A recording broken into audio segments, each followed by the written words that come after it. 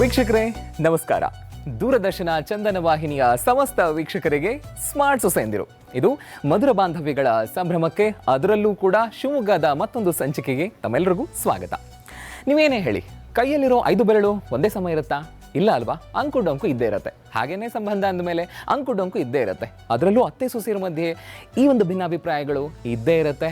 ಆದರೆ ಇದನ್ನೆಲ್ಲ ಸೈಡಿಗಿಟ್ಟು ನಮ್ಮ ಜೀವನ ಮುಖ್ಯ, ಸಂಬಂಧ ಮುಖ್ಯ ಅಂತ ಸಾಕ್ತಾ ಇರುವಂತಹ ಅತ್ತೆ ಸೊಸೆ ಮತ್ತು ಅವರ ಬಾಂಧವ್ಯವನ್ನು ತೋರಿಸುವಂಥ ಕಾರ್ಯಕ್ರಮನೇ ಸ್ಮಾರ್ಟ್ ಸೊಸೆಯಂದಿರು. ಸೊ ಈ ನಿಟ್ಟಲ್ಲಿ ನಾವೀಗ ಶಿವಮೊಗ್ಗದ ಬಸವನಗುಡಿಯಲ್ಲಿದ್ದೀವಿ.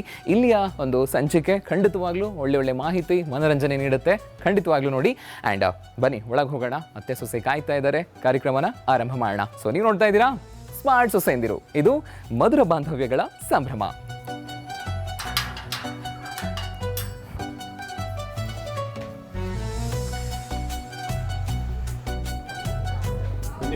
ನಮಸ್ಕಾರ. ಸಂತೋಷ. ಸಂತೋಷ. ಎಲ್ಲರೂ ಹೇಗಿದ್ದೀರಾ? ಸಂತೋಷ. ಚೆನ್ನಾಗಿದ್ದೀರಾ? ಸಂತೋಷ.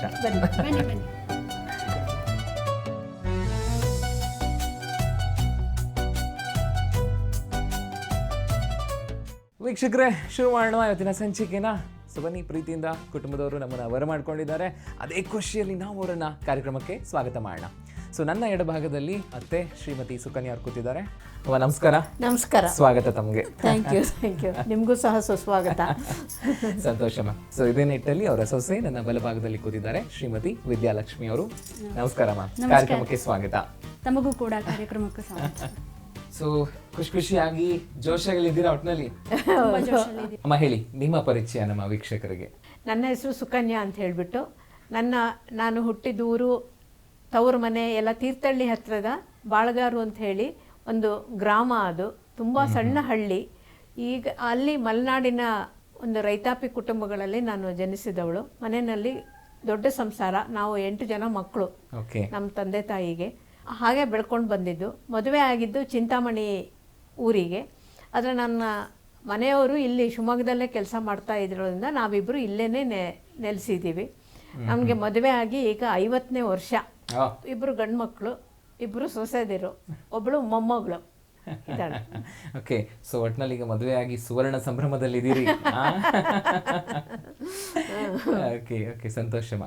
ಹೇಳಿ, ಈ ನಿಮ್ಮ ಹವ್ಯಾಸಗಳ ಬಗ್ಗೆ ಹೇಳೋದಾದ್ರೆ? ನನಗೆ ಚಿಕ್ಕಂದಿನಿಂದಲೂ ನಾಟಕ, ಡ್ಯಾನ್ಸು ಆ ಥರದ್ದೆಲ್ಲ ತುಂಬ ಇಷ್ಟ ಇರ್ತಿತ್ತು.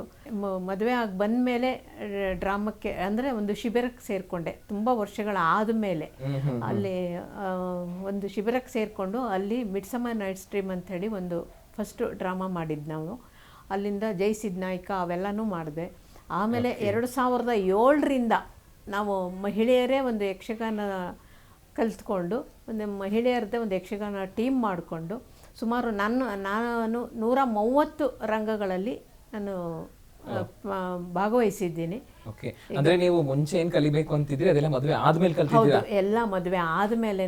ಅದಕ್ಕೆ ಸರಿಯಾಗಿ ಪಾಪ ನಮ್ಮ ಮನೆಯವರು ಕೂಡ ತುಂಬ ಸಪೋರ್ಟ್ ಮಾಡಿದ್ದಾರೆ. Super super ma'am.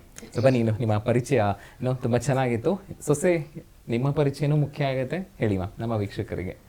ನನ್ನ ಹೆಸರು ವಿದ್ಯಾಲಕ್ಷ್ಮಿ ಅಂತ. ನಾನು ಹುಟ್ಟಿ ಬೆಳೆದಿದ್ದು ದಕ್ಷಿಣ ಕನ್ನಡ ಜಿಲ್ಲೆಯ ಪುತ್ತೂರು ತಾಲೂಕಿನಲ್ಲಿ. ಅಲ್ಲಿ ಒಂದು ಪುಟ್ಟ ಗ್ರಾಮ ಬಾಜಾರು ಅಂತ. ಅದು ನನ್ನ ಅಜ್ಜಮನೆ ಆಗಿತ್ತು. ಸೊ ನಾನು ಓದಿದ್ದು ಎಲ್ಲ ಅಲ್ಲೇ. ಆಮೇಲೆ ನಂದು ಹೈಯರ್ ಸ್ಟಡೀಸಿಗೆ ಅಂತ ನಾನು ಹಳ್ಳಿ ಬಿಟ್ಟು ಪೇಟೆಗೆ ಬರಬೇಕಾಯಿತು. ಸೊ ನಾನು ಮಂಗಳೂರು ಅಂತ ಊರಲ್ಲಿ ನಾನು ನನ್ನ MCA ಅನ್ನು ಮಾಡಿದೆ, ಕಂಪ್ಲೀಟ್ ಮಾಡಿದೆ. ಸೊ ನನ್ನ ಬಾಲ್ಯದಲ್ಲಿ ಹೇಗೆ ಅಂತಂದರೆ, ನನಗೆ ಎಲ್ಲವನ್ನು ನೋಡಿ ಕಲಿಯುವ ಆಸೆ. ಏನಂತಂದರೆ, ಈಗ ಕರಕುಶಲ ಆಗಿರ್ಬೋದು ಅಥವಾ ಆರ್ಟ್ ಆ್ಯಂಡ್ ಕಲ್ಚರ್ ಆಗಿರ್ಬೋದು, ಅದೆಲ್ಲ ಅಷ್ಟೇ. ನಮಗೆ ನೋಡಿ ಕಲಿಯೋದಂದರೆ ತುಂಬ ಇಷ್ಟ. ಹೇಳಿ ಕೊಡೋದಕ್ಕಿಂತ ನಮ್ಗೆ ನೋಡಿ ಕಲಿಯೋದು ನಾವು ಜಾಸ್ತಿ ಮಾಡ್ತಾ ಇದ್ವಿ. ಸೊ ಅದಂದರೆ ನಮ್ಗೆ ಬೇಗ ಬರ್ತಾ ಇತ್ತು.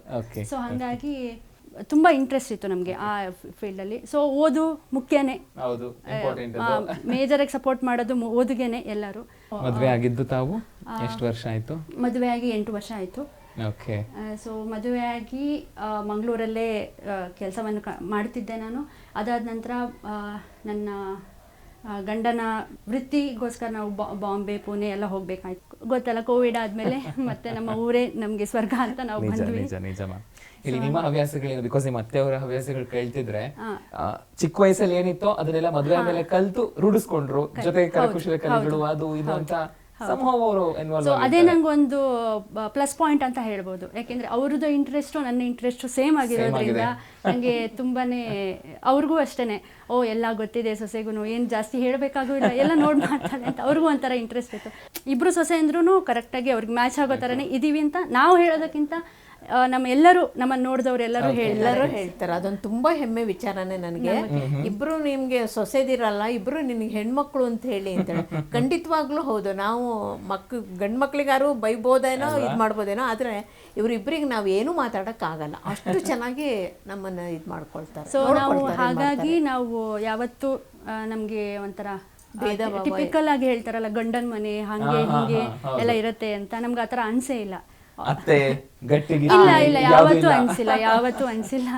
ಯಾವತ್ತೂ ನನಗೂ ಕೂಡ ಆ ಭಾವನೆ ನನಗೂ ಬಂದಿಲ್ಲ. ಹಾಗಾಗಿ ಸೊ ಅಲ್ಲಿಗೆ ಸುಕನ್ಯಾ ಅವರಿಗೆ ತಕ್ಕ ಹಾಕಿ ಸೊಸೆ ಸಿಕ್ಕಿದ್ದಾರೆ ಅಂತ ಆಯ್ತು. ಫುಲ್ ಖುಷಿಯಲ್ಲಿದ್ದಾರೆ ಅತ್ತೆ.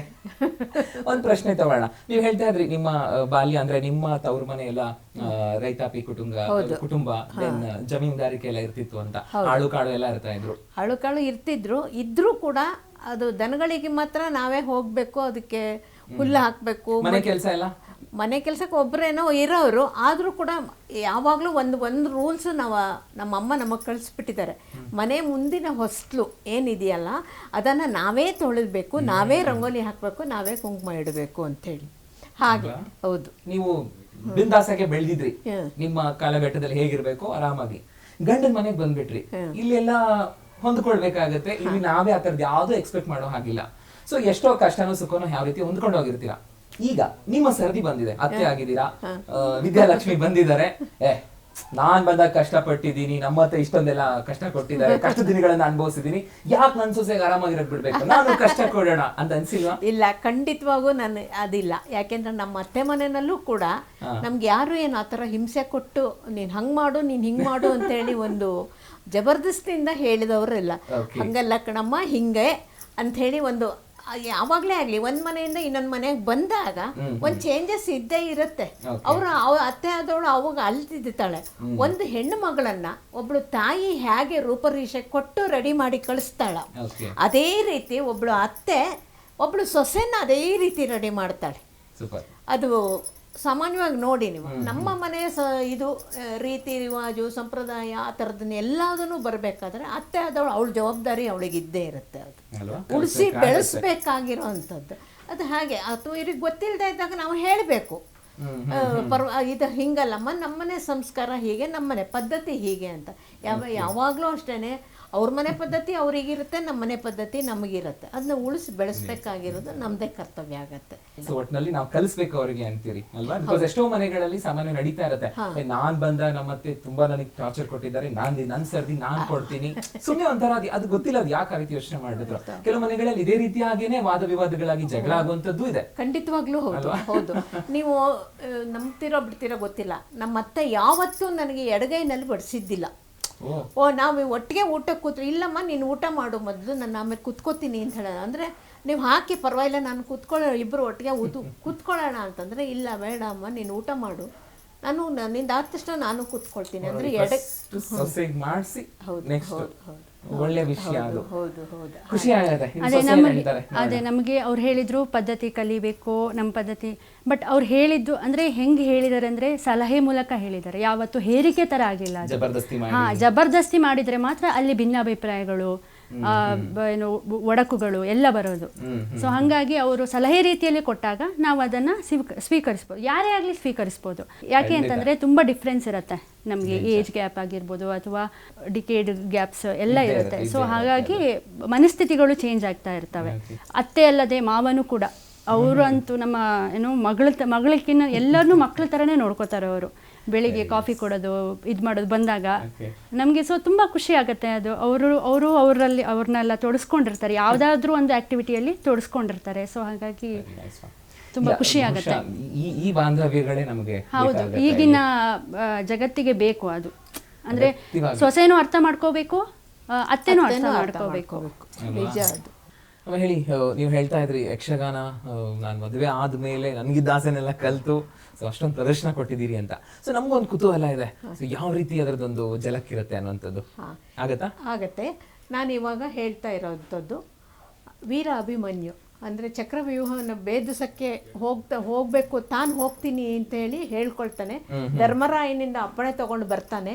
ಇನ್ನು ತಾಯಿ ಸುಭದ್ರೆ ಹತ್ರ ಅವನು ಒಪ್ಪಿಗೆ ಕೇಳಬೇಕು. ಅವಾಗ ತಾಯಿ ಅದನ್ನು ನಿರೀಕ್ಷೆ ಮಾಡಿರಲ್ಲ. ಅದ್ರಾಗೆ ಅವಾಗಿನ ಪದ್ಯ ಇದು, ಅವಾಗಿನ ಸಂದರ್ಭ ಇದು.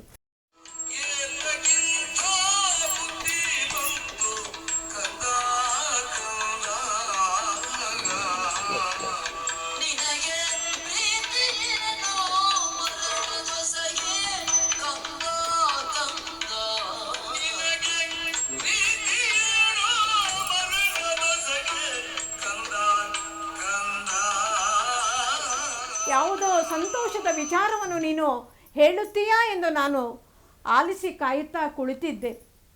ಆದರೆ ನೀನು ಬಂದು ಹೇಳುತ್ತಾ ಇದ್ದೀಯಾ, ಅಮ್ಮ ನಾನು ಯುದ್ಧಕ್ಕೆ ಹೋಗುತ್ತಾ ಇದ್ದೇನೆ ಎಂದು. ಇದು ಸರಿಯೇನೋ ಮಗನೇ? ಇದು ಯುದ್ಧ ಎಂದರೆ ಮಕ್ಕಳಾಡುವ ಗೋಲಿ ಬುಗುರಿಯ ಆಟವಲ್ಲ ಮಗನೇ. ಅಲ್ಲಿ ಬೇಕಾದಷ್ಟು ವೀರರು ಇರುತ್ತಾರೆ, ಎಲ್ಲರೂ ಇರುತ್ತಾರೆ. ಅಂಥವರನ್ನು ನೀನು ಭೇದಿಸಿ, ಅದರಲ್ಲೂ ಚಕ್ರವ್ಯೂಹವನ್ನು ಭೇದಿಸಲು ಹೊರಟಿದ್ದೀಯಲ್ಲ, ಇದು ಸರಿಯೇನೋ ನಿನಗೆ? ಹೋಗಬೇಡ ಮಗನೇ, ನಾನು ಒಬ್ಬಳೇ ಆಗುತ್ತೇನೆ. ನೀನು ಖಂಡಿತ ಹೋಗಬೇಡ ಮಗನೇ, ನನ್ನ ಮಾತನ್ನು ನಂಬು ನೀನು.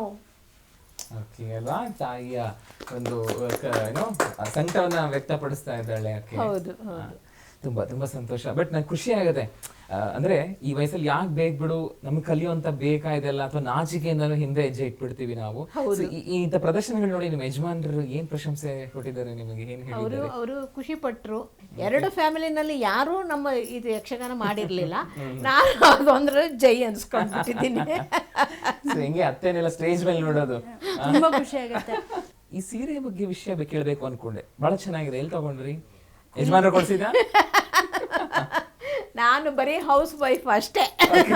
ಸೊ ಹಂಗಾಗಿ ಯಜಮಾನ್ರೇ ಕೊಡಿಸ್ಬೇಕು. ಅದು ಪ್ರೀತಿ ಸೇರಿಸಿ ಕೊಡ್ತಾರಲ್ಲ, ಅದು ಬಹಳ ಖುಷಿ ಕೊಡುತ್ತೆ. ಖಂಡಿತವಾಗ್ಲೂ ಹೌದು. ಸೊಸೆಗೂ ಈ ಮಧ್ಯದಲ್ಲಿ ಕೊಡ್ಸಿದ್ದೀರಾ ಸೀರೆ? ಇಲ್ವಾ, ಬರೀ ತಗೊಂಡ್ಬಿಟ್ಟಿದ್ದೀರಾ ನೀವು? ನಾನು ಉತ್ಪ್ರೇಕ್ಷೆ ಅಂತಲ್ಲ, ನನಗೆ ಸೀರೆ ಕೊಡಿಸದೆ ಹೋದ್ರೂ ಚಿಂತೆ ಇಲ್ಲ. ಇಬ್ಬರು ಸೊಸೆದಿರಿಗೂ ಕೂಡ ಅವರು ಮೊದಲು ತರ್ತಾರೆ. ಹಾಗೆ ಈಗ ನಾನು ಈ ಸೀರೆ ತಗೊಂಡಾಗ್ಲೂ ಕೂಡ ಇಬ್ಬರು ಸೊಸೆದಿರಿಗೂ ಅದು ಅವ್ರವ್ರ ಕಲ್ಲರನ್ನು ಅವರು ಗಟ್ಟಿ ಮಾಡಿ ಇಟ್ಕೊಂಡು ಬಿಟ್ಟಿದ್ದಾರೆ. ಈ ಸೀರೆ ನಾಟ್ಯಂಗೆ ಸರಿ ಹೋಗುತ್ತೆ, ಈ ಸೀರೆ ವಿದ್ಯಂಗೆ ಸರಿ ಹೋಗುತ್ತೆ ಅಂತೇಳಿ ಖುಷಿ ಆಗುತ್ತಪ್ಪ. ಸೊ ಅಲ್ಲಿಗೆ ಮಕ್ಕಳಿಗೆ ಕೊಡ್ಸಿರಲ್ಲ, ಗಂಡ್ ಮಕ್ಳಿಗೆ ಕೊಟ್ಟಿರಲ್ಲ, ಸೊಸೆಂದ್ರಿ ಕೊಡಿಸ್ತಾರೆ. ಕೊಡಿಸ್ತಾರೆ. ಬಾರಿ ಪುಣ್ಯ ಮಾಡಿದ್ದಾರೆ ನಿಮ್ ಸೊಸೆಂದ್ರೆ ಆಗಿದ್ರೆ. ಖಂಡಿತವಾಗ್ಲೂ. ಸೊ ವೀಕ್ಷಕರೇ, ಅನ್ಸತ್ತೆ ಇದು ಬೇಕು ಮನೆಯಲ್ಲಿ. ಎಲ್ಲರ ಪಾತ್ರನೂ ಮುಖ್ಯ ಒಂದು ಕುಟುಂಬನ ಸಾಗಿಸೋದಕ್ಕೆ. ಇನ್ನೇನ್ ಬೇಕು ಹೇಳ್ರಿ, ಆರಾಮಾಗಿರ್ಬೋದಲ್ವಾ? ಸೊ ಬನ್ನಿ, ಮುಂದಿನ ಹಂತದಲ್ಲಿ ಸ್ಮಾರ್ಟ್ ಮೋಜಿನ ಆಟ ಇದೆ. ಎಷ್ಟು ಚೆನ್ನಾಗಿ ಆಟ ಆಡ್ತಾರೆ ಅಲ್ಲೂ ಕೂಡ ನೋಡೋಣ. ಒಂದಷ್ಟು ಮಾತುಗಳಿದೆ, ಮಾತಾಡೋಣ. ಒಂದು ಪುಟ್ಟ ವಿರಾಮ ತಗೊಳ್ತೀನಿ. ಸೊ ನೀವು ನೋಡ್ತಾ ಇದ್ದೀರಾ ಸ್ಮಾರ್ಟ್ ಸೊಸೈಂದಿರು, ಇದು ಮಧುರ ಬಾಂಧವ್ಯಗಳ ಸಂಭ್ರಮ.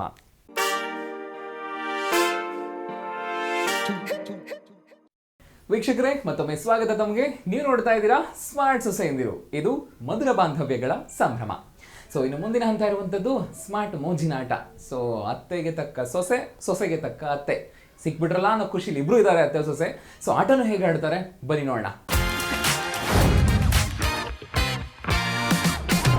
ಸೊ ಬಿಫೋರ್ ದಟ್ ವೆಲ್ಕಮ್ ಮಾಡೋಣ ಅತ್ತೆ ಸುಕನ್ಯಾ ಅವರನ್ನ, ಹಾಗೇನೆ ಸೊಸೆ ವಿದ್ಯಾಲಕ್ಷ್ಮಿ ಅವರನ್ನ. ಬನ್ನಿ ಮಾ.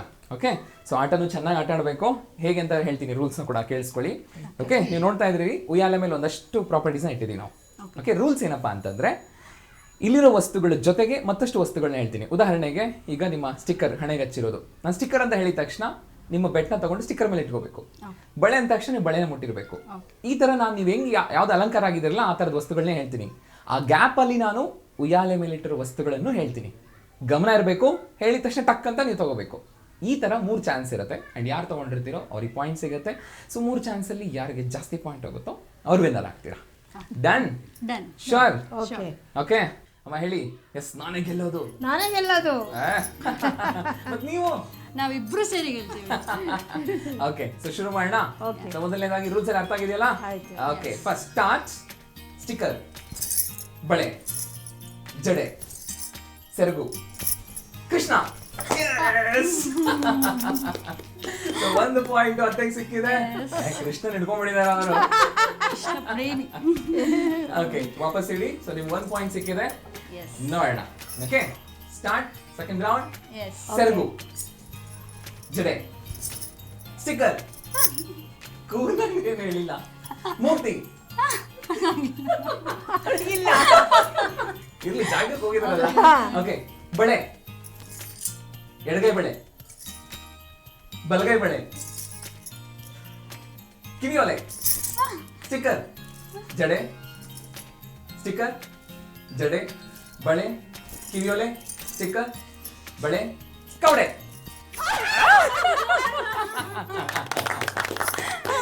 ಸೊ ಇಬ್ರು ಕೈ ಹಾಕಿದ್ರಿ, ಬಟ್ ಫಸ್ಟ್ ಕೈ ಅತ್ತೆದಿತ್ತು. So, ಅತ್ತೆ ಫುಲ್ ಸ್ಟ್ರಾಂಗ್ ಆಗಿ ಆಡ್ತಿದ್ದಾರೆ. ನೋಡೋಣ, ಈ ಪಾಯಿಂಟ್ ಅತ್ತೆ ತಗೊಂಡಿದ್ದಾರೆ. ಆದ್ರೂ ಒಂದ್ಸರಿ ಟ್ರೈ ನೋಡೋಣ, ನಿಮ್ಗೆ ಅವಕಾಶ ಇದೆ. ನೋಡೋಣ, ಮೂರನೇ ಸರದಿ ಇದು. ಸೆರಗು, ಕತ್ತಿನ ಚೈನು, ಬಳೆ, ಬಲಗೈ ಬಳೆ, ಎಡಗೈ ಬಳೆ, ಬಲಗೈ ಬಳೆ, ಎಡಗೈ ಬಳೆ, ಬಲಗೈ ಬಳೆ, ಎಡಗೈ ಬಳೆ, ಜಡೆ, ಸ್ಟಿಕ್ಕರ್, ಉಂಗ್ರ, ಸ್ಟಿಕ್ಕರ್, ಉಂಗ್ರ, ಸ್ಟಿಕ್ಕರ್, ಉಂಗ್ರ, ಬಳೆ, ಜಡೆ, ಬಳೆ, ಜಡೆ, ಕತ್ತಿನ ಚೈನು, ಸೆರಗು, ಸ್ಟಿಕ್ಕರ್, ಕಿವಿಯೋಲೆ, ಎಡಗೈ ಕಿವಿಯೋಲೆ, ಬಲಗೈ ಬಳೆ. ಓಕೆ, ಸೀರಿಯಸ್ ಈಗ.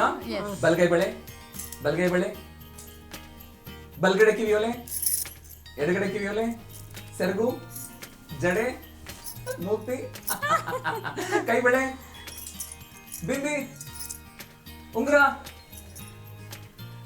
ಹೂ.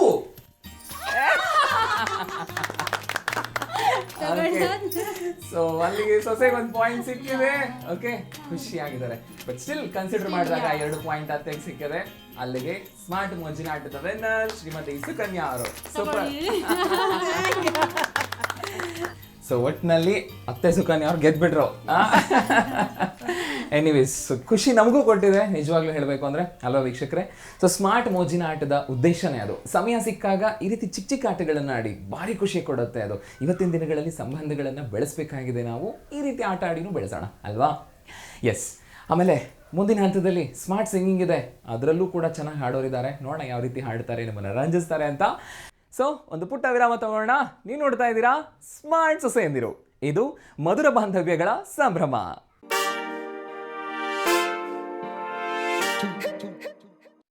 ವೀಕ್ಷಕರೇ, ಮತ್ತೊಮ್ಮೆ ಸ್ವಾಗತ ತಮಗೆ. ನೀವು ನೋಡ್ತಾ ಇದ್ದೀರಾ ಸ್ಮಾರ್ಟ್ ಸೊಸೆಯಂದಿರು. ಇದು ಮಧುರ ಬಾಂಧವ್ಯಗಳ ಸಂಭ್ರಮ. ಸೊ ಆಟ ಅಂತೂ ಇಂತೂ ಜೋರಾಗಿ ಜಬರ್ದಸ್ತಾಗಿ ಅತ್ತೆ ಸೊಸೆ ಆಟ ಆಡಿದ್ದಾರೆ. ಇನ್ನು ಹಾಡು ಹೇಗೆ ಆಡ್ತಾರೆ? ಸೊ ಇಲ್ಲಿ 3 ಹಾಡುಗಳ ಚರಣಗಳನ್ನ ನಾನು ಹಾಡ್ತೀನಿ. ಓಕೆ, ನಾನು ಹಾಡ್ತಿದ್ದಾಗೇನೆ ನೀವು ಅದನ್ನ ಗೆಸ್ ಮಾಡಬೇಕು, ಚರಣ ಯಾವ್ದು ಅಂತ, ಯಾವ ಸಾಂಗ್ ಇಂದು ಅಂತ. ದೆನ್ ಪಲ್ಲವಿಯಿಂದ ಶುರು ಮಾಡಬೇಕು. ಓಕೆನಾ? ಸೊ 3 ಹಾಡಿದೆ. ನಿಮಗ್ 3 ಅಲ್ಲ, ಇರೋದೇ 3. ಹೌದು, ಓಕೆನಾ? ಸೊ ವೀಕ್ಷಕರೇ, ನೋಡೋಣ ಎಷ್ಟು ಚೆನ್ನಾಗಿ ಹಾಡ್ತಾರೆ ಅಂತ. ಮೊದಲನೇ ಹಾಡಿನ ಚರಣ ಈ ರೀತಿಯಾಗಿದೆ. ತಕ್ಕಂತ ಗೆಸ್ ಮಾಡಿ ಹಾಡ್ಬೇಕು. ಓಕೆನಾ? ಗೆಲ್ತೀರಲ್ಲ ನೀವು? ಈ ರೀತಿ. Okay, sure.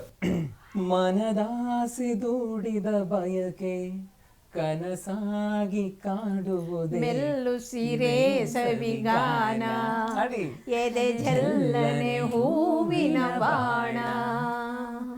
ಮೆಲ್ಲು ಸಿರೆ ಸವಿಗಾನ, ಎದೆ ಜಲ್ಲನೆ ಹೂವಿನ ಬಾಣ.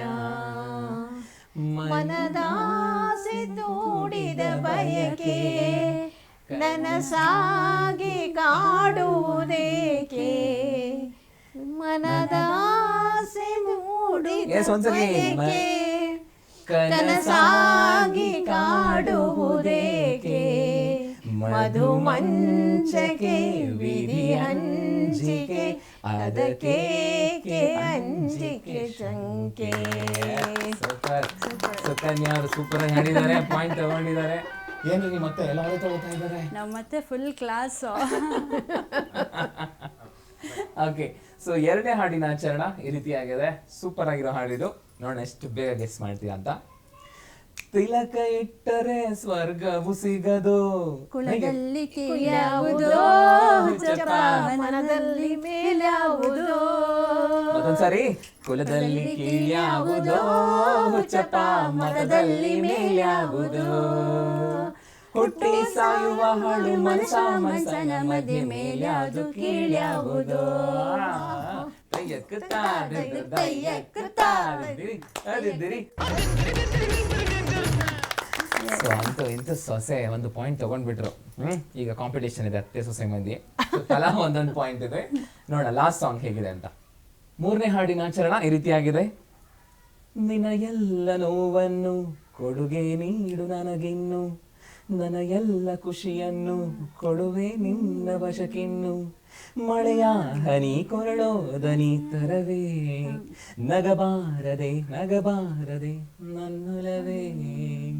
ಸಂಜು ಮತ್ತು Yes. ಗೀತ ಸೇರಬೇಕು ಅಂತ ಬರೆದಾಗಿದೆ ಇಂದು ಬ್ರಹ್ಮನು, ನನ್ನ ಜೀವಕ್ಕಿಂತ ನೀನೇ ನನ್ನ ಸ್ವಂತ, ಇರುವಾಗ ನಾನು ಚಿಂತೆಯೇನು, ನಿನ್ನ ಎಲ್ಲ ನೋವನ್ನು ಕೊಡುಗೆ ನೀಡು ನನಗಿನ್ನು, ನನ್ನ ಎಲ್ಲ ಖುಷಿಯನ್ನು ಕೊಡುವೆ ನಿನ್ನ ವಶಕ್ಕಿನ್ನು, ಮಳೆಯ ಹನಿ ಸರೋದನಿ ತರವೇ, ನಗಬಾರದೆ ನಗಬಾರದೆ ನನ್ನುಸಿರೇ.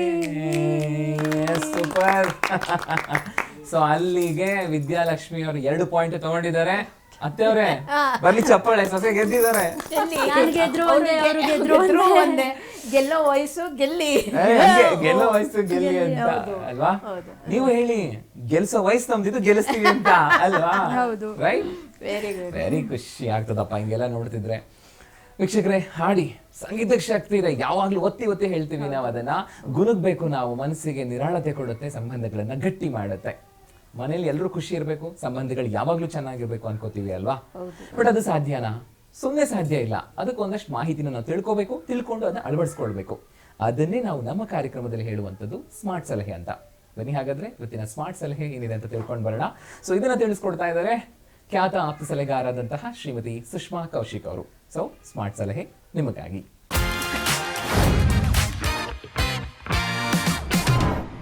ನಮ್ಮ ಸ್ಮಾರ್ಟ್ ಸೊಸೆಯಂದಿರಿಗೆ ನನ್ನ ಒಂದು ಚಿಕ್ಕ ಸಲಹೆ. ಈ ಎಮೋಷ್ನಲ್ ಎಕ್ಸ್ಪೆಕ್ಟೇಷನ್ ಅಂದರೆ ಭಾವನಾತ್ಮಕ ನಿರೀಕ್ಷೆಗಳಂದ್ರೇನು? ಎಲ್ಲರಿಗೂ ಅದು ಬಹಳಷ್ಟು ಅವಶ್ಯಕತೆ ಇದೆ ಅಲ್ವಾ? ಅದರಿಂದನೇ ನಮಗೆ ಪ್ರೋತ್ಸಾಹ ಸಿಗೋದು. ನಾವು ಮಾಡೋ ಕೆಲಸಕ್ಕಾಗಿ, ನಾವು ಮಾಡೋ ಯೋಚನೆಗಳಲ್ಲಿ ಇದೆಲ್ಲ ತುಂಬ ಇಂಪಾರ್ಟೆಂಟ್ ಆಗುತ್ತೆ. ಹಿರಿಯರು ಸಮಯವನ್ನು ನಿರೀಕ್ಷಿಸ್ತಾರೆ, ಹಾಗೆ ಕಿರಿಯರು ಪ್ರೋತ್ಸಾಹವನ್ನು ನಿರೀಕ್ಷಿಸ್ತಾರೆ. ಅನ್ಸಲ್ವಾ ನಿಮಗೆ? ಇವಾಗ ಹಿರಿಯರು ಮನೆಯಲ್ಲಿ ಒಬ್ಬೊಬ್ಬರೇ ಇರ್ತಾರೆ, ಮನೆಯಲ್ಲಿರೋರೆಲ್ಲ ಕೆಲಸಕ್ಕೆ ಹೊಟ್ಟೋಗ್ತಾರೆ, ಅವರೊಬ್ಬರೇ ಇರ್ತಾರೆ ಎಷ್ಟೋ ಸಮಯ. ಅವ್ರಿಗೆ ಮಾತನಾಡೋಕ್ಕೂ ಯಾರೂ ಜೊತೆಲಿರಲ್ಲ. ಸೊ ಹಾಗಾಗಿ ಏನನ್ಸುತ್ತೆ, ನಿರೀಕ್ಷೆ ಮಾಡ್ತಾ ಇರ್ತಾರೆ. ನಮ್ಮ ಬಳಿ ಬಂದು ಯಾರೋ ಮಾತಾಡಿಸ್ತಾರಾ, ಮನೆಗೆ ಬಂದ ತಕ್ಷಣ ಅವ್ರ ಹತ್ರ ನಾ ಈ ವಿಷಯ ಹೇಳಬೇಕು, ಈ ಥರ ಎಲ್ಲ ಆಲೋಚನೆಗಳಿರುತ್ತೆ. ಹಾಗೂ ಕಿರಿಯರು ಮನೆಗೆ ಬಂದ ತಕ್ಷಣ ಏನನ್ಸುತ್ತೆ, ಯಾರು ನನಗೊಂಚೂರು ಕಾಫಿ ಕೇಳ್ತಾರಾ, ಅಥವಾ ನನಗೆ ಎಷ್ಟೊಂದು ಸತಿ ಅನಿಸಿದೆ ಮನೆಗೆ ಹೋದ ತಕ್ಷಣ ನಿನ್ನ ದಿನ ಹೇಗಿತ್ತು, ನೀ ಏನು ಮಾಡಿದೆ ಇವತ್ತು ಅಂತ ಯಾರು ಕೇಳಬೇಕು ಅಂತ ಅನಿಸುತ್ತೆ. ಹೀಗೆ ನಮ್ಮ ಕನೆಕ್ಷನ್ ಅಥವಾ ಬಾಂಡ್ ಬೆಳೆಯೋದಲ್ವಾ? ಇಲ್ಲಾಂದರೆ ಹೇಗೆ ಇದೆಲ್ಲ ನಾವು ಎಕ್ಸ್ಪೆಕ್ಟ್ ಮಾಡೋಕ್ಕಾಗತ್ತೆ? ಸೊ ಆದ್ದರಿಂದ ಸಮಯ ಎಲ್ಲರಿಗೂ ಕೊಡಬೇಕು. ಅದನ್ನು ನಾವು ಎಮೋಷ್ನಲ್ಲಾಗಿ ಕೊಟ್ಟಾಗ ಸೊ ಎಮೋಷ್ನಲ್ ಎಕ್ಸ್ಪೆಕ್ಟೇಷನ್ನು ಕಂಪ್ಲೀಟ್ ಆಗುತ್ತೆ. ಸೊ ನೀವು ಇದನ್ನು ನಿಮ್ಮ ಸಂಬಂಧಗಳಲ್ಲಿ ಪ್ರಯತ್ನಿಸಿ ಅವರಿಗೆ ಒಂದು ಸಲಹೆಗಳನ್ನು ನೀಡಿ ಅಂತ ಕೇಳ್ತೀನಿ. ವೀಕ್ಷಕರೇ, ತಿಳ್ಕೊಂಡ್ರಿ ಅಲ್ವಾ ಸ್ಮಾರ್ಟ್ ಸಲಹೆನ? ತಿಳ್ಕೊಳ್ಳೋದ್ರ ಜೊತೆಗೆ ಅದನ್ನ ಅಳವಡಿಸ್ಕೊಳ್ಳೋಣ, ಸಂಬಂಧಗಳನ್ನ ಗಟ್ಟಿ ಮಾಡಿ ಸಂಭ್ರಮಿಸೋಣ. ಬನ್ನಿ, ಕಾರ್ಯಕ್ರಮದಲ್ಲಿ ಅತ್ತೆ ಸೊಸೆ ಇಬ್ರು ಮಾತಾಡಿದ್ರು, ಯಕ್ಷಗಾನ ಜಲಕ್ಕೆಲ್ಲ ತೋರಿಸಿದ್ರು, ಜೊತೆಗೆ ಆಟ ಹಾಡು. ಹೇಗನ್ನಿಸ್ತು ಅವ್ರ ಅನಿಸಿಕೆ ಕೇಳೋಣ. ಹೇಳಿ ಮೇಡಮ್, ನಿಮ್ಮ ಅನಿಸಿಕೆ. ತುಂಬ ಚೆನ್ನಾಗಿತ್ತು. ಒಳ್ಳೆ ಕಾನ್ಸೆಪ್ಟ್ ಇದು. ಯಾಕೆಂದರೆ ಇವಾಗಿನ ಪ್ರೆಸೆಂಟ್ ಇದರಲ್ಲಿ ಮನೆ ಮುರಿಯುವಂಥ ಸಂದರ್ಭಗಳೇ ಜಾಸ್ತಿ ಇರುತ್ತೆ. ಇವ್ರು ಹೇಳಿರೋ ಮಾತು ಕೇಳಿಕೊಂಡು ಎಲ್ಲರ ಅತ್ತೆ ಮನಸ್ಸು ಕೆಡಿಸೋವಂಥದ್ದು, ಎಲ್ಲರ ಸೊಸೆ ಮನಸ್ಸು ಕೆಡಿಸೋವಂಥದ್ದು, ಈ ಥರದ್ದು ಇವೆಲ್ಲ ಬಂದು ಅವು ಸಂಸಾರ ಒಡೆದು ಹೋಗಿರುತ್ತೆ. ಆದರೆ ಈ ಥರದ್ದು ನೋಡಿದಾಗ ನಾವು ಹೀಗಿರಬೇಕು, 4 ಜನ ಜೊತೆಗೆ ನಾವು ತಲೆ ಎತ್ತಿ ಬಾಳಬೇಕು ಅನ್ನೋವಂಥ ಒಂದು ಇದು ಬರುತ್ತಲ್ವಾ. ಇದು ತುಂಬ ಚೆನ್ನಾಗಿದೆ ಈ ಪ್ರೋಗ್ರಾಮು ಅಂಥೇಳಿ ನನಗೆ ಅನ್ನಿಸ್ತಾ ಇದೆ ಈಗ. ತುಂಬ ಸಂತೋಷ ಮಾ, ತುಂಬ ಸಂತೋಷ. ಸೊ ಅದು ಆ ಖುಷಿ ನಮಗೂ ಇದೆ. ಇನ್ನೂ ಚೆನ್ನಾಗಿ ಮಾಡಬೇಕು ಅನ್ನೋ ಭರವಸೆ ಕೊಡುತ್ತೆ ನಿಮ್ಮೆಲ್ಲ ಈ ಥರದ ಮಾತುಗಳನ್ನ ಕೇಳಿದಾಗ. ಓಕೆ ಓಕೆ ಓಕೆ, ಹೇಳಿ ವಿದ್ಯಾಲಕ್ಷ್ಮಿ ಅವರೇ, ನಿಮ್ಗೆ ಹೇಗೆ ಅನ್ನಿಸ್ತು? ನನಗಂತೂ ಈ ಪ್ರೋಗ್ರಾಮ್ ತುಂಬಾ ಇಷ್ಟ ಆಯಿತು. ಯಾಕೆಂದರೆ ಈಗಿನ ಇರಾದಲ್ಲಿ ಈ ಥರದ್ದು ಒಂದು ಕಾನ್ಸೆಪ್ಟು ತುಂಬ ಯುನೀಕ್ ಆಗಿದೆ. ಆ್ಯಂಡ್ ಎಲ್ಲರೂ ಟಿ ವಿ ಸೀರಿಯಲ್ಸು ಆ ಥರದ್ದೇ ಕಾನ್ಸೆಪ್ಟ್ ಮಾಡ್ತಿರುವಾಗ ಅಥವಾ ಬೇರೆ ಎಂಟರ್ಟೈನ್ಮೆಂಟ್ ಫೀಲ್ಡ್ ತಂದಾಗ ಅತ್ತೆ ಸೊಸೆ ಅಂತ ಒಂದು ವಿಭಿನ್ನ ಕಾನ್ಸೆಪ್ಟ್ ನಂಗೆ ತುಂಬಾ ಇಷ್ಟ ಆಯಿತು. ಈ ಥರದ್ದು ಬರೀ ಅತ್ತೆ ಸೊಸೆ ಬರೀ ಏನು ಅವ್ರನ್ನ ಇವರು ಬೈಕೊಳ್ಳೋದು ಆ ಥರದ್ದು ಮಾತ್ರವಲ್ಲದೆ ಅದು ಎಲ್ಲ ಹೊಂದಾಣಿಕೆಯಲ್ಲೂ ಇರ್ಬೋದು. ಈಗಿನ ಸಮಾಜದಲ್ಲೂ ಈಗಿನ ಟೈಮಲ್ಲೂ ಅತ್ತೆ ಸೊಸೆ ತುಂಬ ಹೊಂದಾಣಿಕೆಯಿಂದ ಇರ್ತಾರೆ. ಹೇಗೆ ಅತ್ತೆ ಇದ್ದರೆ ಹೇಗೆ ಸೊಸೆ ಚೆನ್ನಾಗಿ ಹೊಂದ್ಕೊಂಡು ಹೋಗ್ತಾಳೆ, ಸೊಸೆ ಹೆಂಗೆ ಇದ್ದರೆ ಅತ್ತೆ ಹೇಗೆ ಹೊಂದ್ಕೊಂಡು ಹೋಗ್ತಾಳೆ ಅನ್ನೋ ಥರ ತೋರಿಸ್ಕೊಡ್ತಿದ್ದಾರೆ. Thank you so much. ಇವಿಷ್ಟು ಮಾತುಗಳು ನಮ್ಮ ಮನಸ್ಸನ್ನ ತುಂಬ ಭಾರ ಮಾಡ್ತಿದೆ, ಅಂದರೆ ಪ್ರೀತಿಯಿಂದ ತುಂಬಿಸ್ತಾ ಇವೆ. ತುಂಬ ಸಂತೋಷ ಅದು. ಸೊ ಈ ನಿಟ್ಟಲ್ಲಿ ನಿಮ್ಮ ಸಹಕಾರವೂ ಕೂಡ ನಮಗೆ ಖಂಡಿತವಾಗ್ಲೂ ಸಹಾಯ ಮಾಡಿದೆ. ಬನ್ನಿ ಅವರನ್ನು ಅಭಿನಂದಿಸೋಣ. ದೂರದರ್ಶನ ಚಂದನ ವಾಹಿನಿಯ ಪರವಾಗಿ ಹಾಗೆಯೇ ಸ್ಮಾರ್ಟ್ ಸೊಸೆಯಂದ್ರು ಕಾರ್ಯಕ್ರಮದ ಪರವಾಗಿ ಅಭಿನಂದನಾ ಪತ್ರ ಕೊಡೋದ್ರ ಮೂಲಕ ಅವರನ್ನು ಅಭಿನಂದಿಸೋಣ. ಮೊದಲನೇದಾಗಿ ಅತ್ತೆ ಶ್ರೀಮತಿ ಸುಕನ್ಯಾ ಅವರು. ಮೇಡಮ್ ಧನ್ಯವಾದಗಳು. ಓಕೆ, ಇದೇ ನಿಟ್ಟಲ್ಲಿ ಸೊಸೆ ಶ್ರೀಮತಿ ವಿದ್ಯಾಲಕ್ಷ್ಮಿ ಅವರು. ಮೇಡಮ್ ಧನ್ಯವಾದಗಳು. ಸೊ ವೀಕ್ಷಕರೇ, ಸಂಭ್ರಮ ಯಾವಾಗಲೂ ದುಪ್ಪಟ್ಟಾಗಬೇಕು ಅಂತಲೇ ಎಲ್ಲರೂ ನಿರೀಕ್ಷೆ ಮಾಡ್ತಾರೆ. ಅದಕ್ಕೆ ತಕ್ಕ ಹಾಗೆ ನಾವು ಒಂದಷ್ಟು ಪರಿಶ್ರಮನ ಯಾವಾಗಲೂ ಪಡಬೇಕಾಗತ್ತೆ. ಸಂಬಂಧದ ವಿಚಾರದಲ್ಲೂ ಕೂಡ ಅಷ್ಟೇ ಅಲ್ವಾ? ಸೊ ಹಾಗಾಗಿ ನಾವು ಯಾವಾಗಲೂ ಸಂಬಂಧಗಳನ್ನು ಬೆಳೆಸೋಣ. ಒಂದು ಕಿವಿ ಮಾತು, ಈ ಕುಸರಿ ಕೆಲಸ ಅಂತೀವಿ ಗೊತ್ತಾ, ಅಥವಾ ಈ ಬಟ್ಟೆ ಹೊಲಿತೀವಿ ಕೈಯಿಂದ, ಆವಾಗ ಚುಚ್ಚೋದು ಸಹಜ. ಅದನ್ನು ಸೈಡಿಗೆ ಒತ್ತಬೇಕು, ಮುಂದಕ್ಕೆ ಹೋಗ್ತಾ ಇರಬೇಕು, ಅಷ್ಟೇ ಸಂಬಂಧ. ಮನಸ್ತಾಪಗಳು ಬಂತಾ ಅದನ್ನು ಬದಿಗೊತ್ತಬೇಕು, ಮುಂದಿನ ಕೆಲಸ ನೋಡ್ತಾ ಹೋಗಬೇಕು, ಸಂಬಂಧಗಳನ್ನು ಬೆಳೆಸಬೇಕು. ಇಷ್ಟೇ ಜೀವನ ಅಲ್ವಾ? ಆ್ಯಂಡ್ ನೀವು ಇನ್ನೊಂದು ವಿಷಯ ಯೋಚನೆ ಮಾಡ್ತಿರ್ತೀರಾ, ನಾವು ಕಾರ್ಯಕ್ರಮದಲ್ಲಿ ಭಾಗವಹಿಸಬೇಕಲ್ವಾ ಹೇಗೆ ಅಂತ. ಖಂಡಿತವಾಗ್ಲೂ ಅಗತ್ಯವಾಗಿ ಭಾಗವಹಿಸಬಹುದು, ಆದರೆ ಈ ವಿವರಗಳನ್ನು ಈ ರೀತಿಯಾಗಿ ಕಳಿಸೋದಕ್ಕೆ ಮರಿಬೇಡಿ. ಮೊದಲನೇದಾಗಿ ನಿಮ್ಮ ಒಂದು ರಿಕ್ವೆಸ್ಟ್ ಲೆಟರ್ ಒಂದು 3 ರಿಂದ 4 ಲೈನಲ್ಲಿ ಇರಲಿ. ಅಂದರೆ ನಿಮ್ಮ ಆಸಕ್ತಿ ಎಷ್ಟಿದೆ ಅನ್ನೋಂಥದ್ದು ನಮಗೆ ಗೊತ್ತಾಗುತ್ತೆ. ಹಾಗಾಗಿ ನಿಮ್ಮ ಆಸಕ್ತಿಯನ್ನು ವ್ಯಕ್ತಪಡಿಸುವಂಥ ರೀತಿಯಲ್ಲಿ ನಿಮ್ಮ ರಿಕ್ವೆಸ್ಟ್ ಲೆಟರ್ ಇರಲಿ. ಜೊತೆಗೆ ನಿಮ್ಮ ಹೆಸರು, ನಿಮ್ಮ ಅತ್ತೆಯವರ ಹೆಸರು, ಹಾಗೆಯೇ ವಯಸ್ಸು, ಊರು, ಜೊತೆಗೆ ವಿಳಾಸ, ದೂರವಾಣಿ ಸಂಖ್ಯೆ, ಜೊತೆಗೆ ಪರಿಚಯ ಮತ್ತು ಹವ್ಯಾಸಗಳೇನಿದೆ ಇದೆಲ್ಲವನ್ನು ಸಂಕ್ಷಿಪ್ತವಾಗಿ ಬರೀರಿ. ಇದರ ಜೊತೆಗೆ ಇತ್ತೀಚೆಗೆ ಅತ್ತೆ ಸೊಸೆ ಇಬ್ಬರೂ ಕೂಡ ಒಟ್ಟಿಗೆ ತೆಗೆದುಕೊಂಡಿರುವಂಥ ಭಾವಚಿತ್ರ ಇತ್ತೀಚಿನದಾಗಿರಬೇಕು. ಇವೆಲ್ಲ ವಿವರಗಳನ್ನು ನೀಟಾಗಿ ನೀವು ಪತ್ರದ ಮೂಲಕನೂ ಕಳಿಸ್ಕೊಡ್ಬಹುದು ಅಥವಾ ಇಮೇಲ್ ಮೂಲಕನೂ ಕಳಿಸ್ಕೊಡ್ಬಹುದು. ಪತ್ರದ ಮೂಲಕ ಕಳಿಸ್ತೀರಿ ಅಂತ ಆದರೆ ನಮ್ಮ ವಿಳಾಸ ಈ ರೀತಿಯಾಗಿದೆ. ನಿರ್ಮಾಪಕರು ಸ್ಮಾರ್ಟ್ ಸೊಸೆಯಂದಿರು ಕಾರ್ಯಕ್ರಮ, ದೂರದರ್ಶನ ಕೇಂದ್ರ, JC ನಗರ, ಬೆಂಗಳೂರು 560006. ಅಥವಾ ಇಮೇಲ್ ಮೂಲಕ ಕಳಿಸ್ತೀರಿ ಅಂತ ಆದರೆ ನಮ್ಮ ಇಮೇಲ್ ID ಈ ರೀತಿಯಾಗಿದೆ, dd.smartsosayandhiru@gmail.com. ವೀಕ್ಷಕರೇ, ಮುಂದಿನ ಸಂಚಿಕೆಯಲ್ಲಿ ಮತ್ತಷ್ಟು ಸಂಬಂಧಗಳ ಮಾತು, ಮತ್ತಷ್ಟು ಬೆಸೆಯುವಂತಹ ಮಾತುಗಳೊಟ್ಟಿಗೆ ಸಂಬಂಧ ಎಲ್ಲವನ್ನೂ ಮಾತಾಡ್ತಾ ಹೋಗೋಣ. ಮನೋರಂಜನೆ ಕೂಡ ಜೊತೆಗಿರುತ್ತೆ. ಸೊ ಇದಾಗಿತ್ತು ಇವತ್ತಿನ ಸಂಚಿಕೆ ಸ್ಮಾರ್ಟ್ ಸೊಸೆಯಂದಿರು. ಇದು ಮಧುರ ಬಾಂಧವ್ಯಗಳ ಸಂಭ್ರಮ. ನಮಸ್ಕಾರ.